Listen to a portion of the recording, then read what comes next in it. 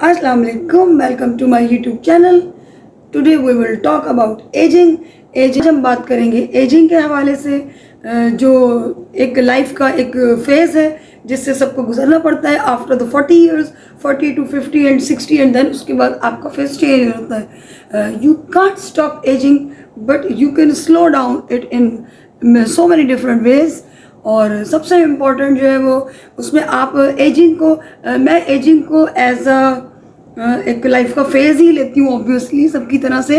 लेकिन मुझे ये लगता है कि हम उसको बड़ी समझदारी और मैच्योरिटी के साथ ओन कर सकते हैं। और जिस भी चीज़ को हम ओन करते हैं, जिस भी चीज़ को हम खुद अपनाते हैं, तो उसको फिर हम बहुत होल हार्टेडली अपनाते हैं।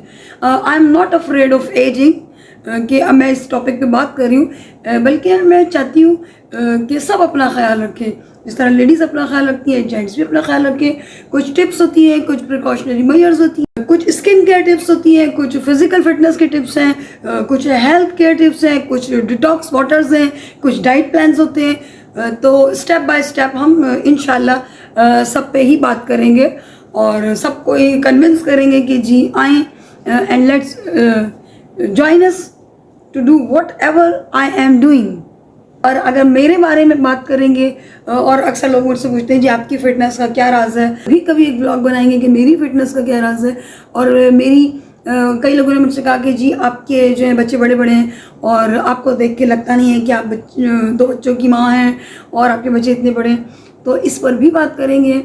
और इस हवाले से मैं सिर्फ इतना ही कहूँगी कि एक तो मेरी शादी थोड़ी छोटी एज में हो गई थी, इसलिए मेरे बच्चे जो है वो बड़े बड़े हो गए हैं और मेरे जितने हो गए हैं। और दूसरा पॉइंट, जो आप मेरी ज़ात के बारे में आप बात करेंगे तो मेरी जो सोल है, my soul is full of positivity. वो तमाम लोग जिनके अंदर पॉजिटिविटी होती है, जो अपना टाइम पॉजिटिवली स्पेंड करते हैं, वो लोग वैसे ही थोड़े फ्रेश और यंग दिखते हैं। जितनी ज़्यादा पॉजिटिविटी आपके अंदर है, आप उतने longer you will keep yourself fresher. Once someone asked me कि आपको कब देख के लगेगा कि आप जो है वो बड़ी हो गई हैं और आप इस प्रोसेस में फेज़ में आ गई हैं एजिंग की, तो ऑब्वियसली उसके दो फैक्टर्स हैं। एक तो ये कि जब मेरी उम्र इतनी होगी तो ऑटोमेटिकली सबको नज़र आ जाएगा।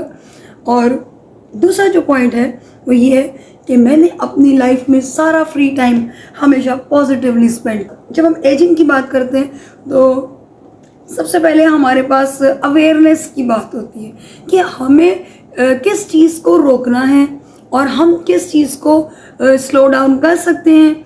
और मैं ये नहीं कहती हूँ कि आप कोई मेडिसिन लें, या I am also not taking any kind of medicine.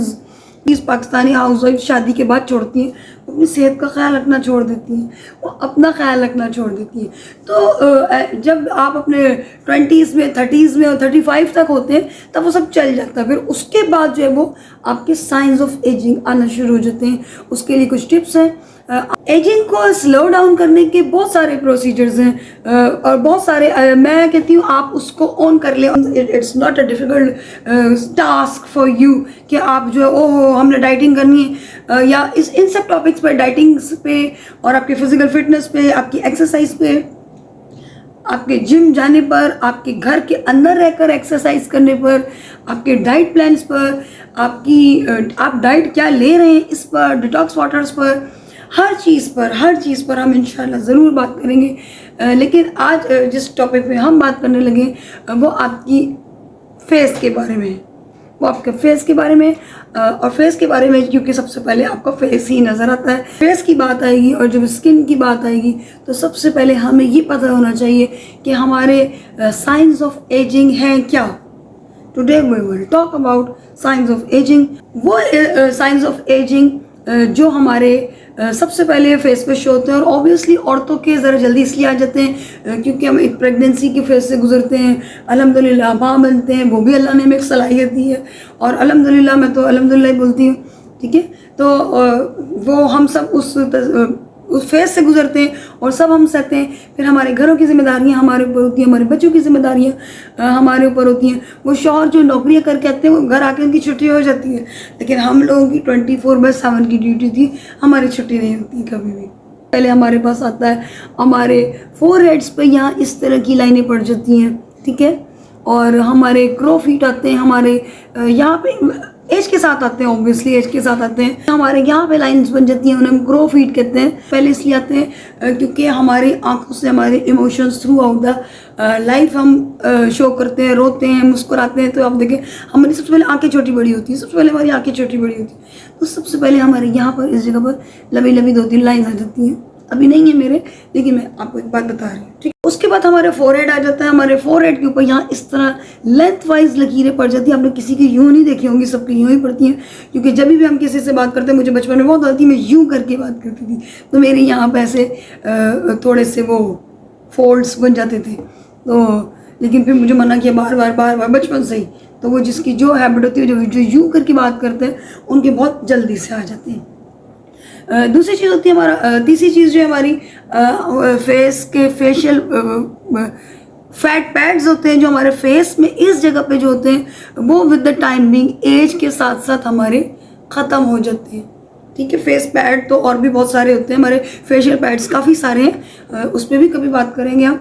लेकिन अभी जो मैं बात कर रही हूँ वो यही है कि यहाँ जो है वो जब हमारा यहाँ से फेस पे से फैट ख़त्म होता है, फैट पैड्स अंदर से विद द टाइम भी ख़त्म होते हैं, तो हमारे मुंह जो है थोड़ा पतला होता है, दबता है अंदर। तो ये जो है हमारे फेस पैड ख़त्म होते हैं, जब हमारे फेशियल पैड्स ख़त्म हो जाते हैं, फैट पैड्स, या अल्लाह ने जो सिस्टम बनाया, फिर वो आहिस्ता आहिस्ता हम यूज़ कर चुके होते हैं, तो फिर वो ख़त्म होते हैं, तो हमारा मुंह थोड़ा पिचका हुआ शुरू होता है, और उससे हमारे चेहरे की खूबसूरती थोड़ी चेंज होती है। अगली चीज़ आती है हमारे पास, हमारी droopy eyes. Droopy eyes means कि हमारी आँखों के जो एजेस हैं, ये यहाँ से यूँ होना शुरू होते हैं, ड्रूप करना शुरू करते हैं। ड्रूपी आइज़ मीन्स यानी जब हम यंग होते हैं तो हमारी आइज़ ऐसे होती हैं, ऐसे जैसे अभी है मेरी, ठीक है। लेकिन विद द टाइम भी वो आइज़ के जो कॉर्नर्स हैं, ये वाली जगह, ये वाला गोश्त, ये वाली जगह स्पेसिफिकली इसकी बात करें, ये आहिस्ता आहिस्ता लूज होकर आँखों के ऊपर यूँ यूँ यूँ इन एज से ड्रूप होना शुरू होती है, और आँखें थोड़ी सी नीचे की तरफ जाना शुरू कर देती है। एक साइन ये है, आपके लिप्स के साथ यहाँ पे आपको क्रैक्स नज़र आना शुरू होते हैं, हल्के हल्के लाइंस नज़र आती हैं, उसे हम लिप लाइंस भी कहते हैं, इस जगह पे नज़र आती है। ये जो फेस पे सबसे पहले यहाँ पे रिंकल्स आते हैं, या यहाँ जो लाइंस आती हैं, वर्टिकल लाइंस आती हैं, ये इसलिए आती हैं कि ऑब्वियसली हम सबसे ज़्यादा अपने मुंह का इस्तेमाल करते हैं। जब से पैदा होकर के रोना शुरू करते हैं, तो हम मरते दम तक सबसे ज़्यादा अपने माउथ का, मुंह का इस्तेमाल करते हैं। बोलते हैं तो, रोते हैं तो, whatever we are doing, सबसे ज़्यादा हम अपने मुँह का इस्तेमाल करते हैं। नासोलेबियल फोल्ड जो है आपके इस जगह पर यूँ करते हैं, यूँ करने से ये आपके बनते हैं।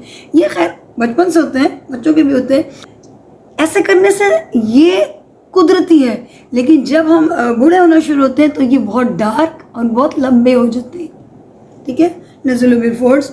और इन्हीं के लोग बुटॉक्स करवाते हैं, काफ़ी कुछ करवाते हैं। लेकिन वो जो आप एस्थेटिक साइड पे जाते हैं और आप बुटॉक्स वगैरह करवाते हैं या फिलर्स यूज़ करते हैं, वो एक बहुत कॉस्टली प्रोसीजर्स है।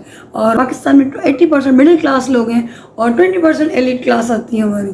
तो हम हमेशा वो बात करेंगे जो हमारे 80% लोगों के काम है, ठीक है ना। मैं कहूँ जी आप जाएं और आप 2 लाख का, 3 लाख का आप यहाँ बुटॉक्स करवा लें और आप फिलर करा लें, और मुझे बड़े अच्छे एस्थेटिक का पता है लाहौर में कौन बैठती हैं। नो, हम उस साइड पर नहीं जाएंगे। हम जाएंगे चीज़ों के बारे में जो मेरी घर में रहने वाली हाउसवाइफ्स हैं, जो हमारे घर में रहने वाली लेडीज़ हैं, वो उसको देखें, वो उसको ऑन करें, वो व्लॉग देखकर खुश हो, उन्हें समझ में आए कि यार हाँ मुझे ये बात समझ में आई, मैं भी कल से यही करूँगी, ठीक है ना। हम वो बात हमेशा करेंगे जो हमारे 80% लोगों के फेवर में होगी, हम हमेशा वो बात करेंगे। मैं तो हमेशा वही बात करती हूँ जो मेजॉरिटी लोगों के फेवर में हो, ठीक है ना। तो जो जिससे लोगों को फ़ायदा हो, जो कॉन्टोर है का कॉन्टोर होता है, ये बहुत मैटर करता है। यहाँ से यहाँ तक की जो जगह है, और आपका फेस पे ये जो जगह है, ये वाली जगह, ये हमारे जब हम यंग होते हैं, जो एजिंग के साथ आपकी ये वाली, ये जो आपकी चिन होती है, चिन, और ये पहले आपकी एक स्ट्रेट होती है, लेकिन विद द टाइमिंग आपकी इस जगह पर एक कट सा आता है और आपकी ये जगह थोड़ी कटी हुई होती है। आप ऑब्जर्व कीजिएगा, मिरर करके करोगे, इस जगह पे कट आना शुरू हो जाता है, और ये जो चिन है ये थोड़ी सी अलग होती है। ऐसा लगता है कि ये अलग है और ये वाला पार्ट थोड़ा, तो आप ऑब्जर्व कीजिएगा कि मैं क्या कह रही हूँ, फिर आपको समझ में आएगा कि मैं क्या कह रही हूँ। ये आपकी यहाँ से एक कट आएगा।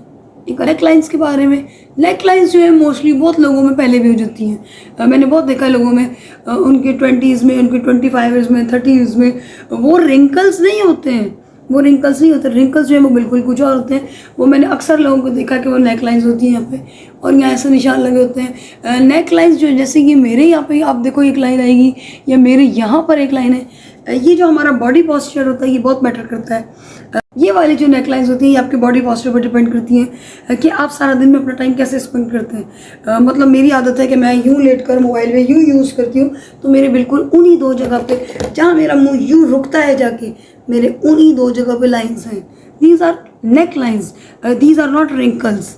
तो ऐसे ही बहुत सारे लोगों के यंग एज में 3, 4, 5 लाइनें भी हैं, मैंने लेडीज़ के देखी है, यंग एज में भी देखी हैं। तो रिंकल्स नहीं है। रिंकल्स जो होते हैं वो आपके जब यहाँ पे फोल्ड्स पड़ जाएँ, यानी डबल ऐसे, तो वो झुर्रियाँ होती हैं, वो झुर्रियाँ होती हैं। ये सिर्फ लाइंस हैं। और मैंने आपको कहा कि मेरी पर्सनल ऑब्जर्वेशन में ये आपका जो बॉडी पोस्चर है ये बहुत मैटर कर रहा है। ये उस हिसाब से आपके साथ साथ सारी लेडीज़ जाएँ, शीशे के आगे खड़े हों, ये सारी चीज़ें जो मैंने बोली हैं आप एक एक करके नोट और चेक करें इनमें से कौन कौन से साइंस हैं जो आपके फेस पर आ रहे हैं या आ गए हैं। Today we will talk about face changes and its solutions. Today we will talk about gua sha and jade roller, कि हम इसको कैसे यूज़ करेंगे अपने घर के अंदर रहकर, और हम इसको कैसे यूज़ करेंगे।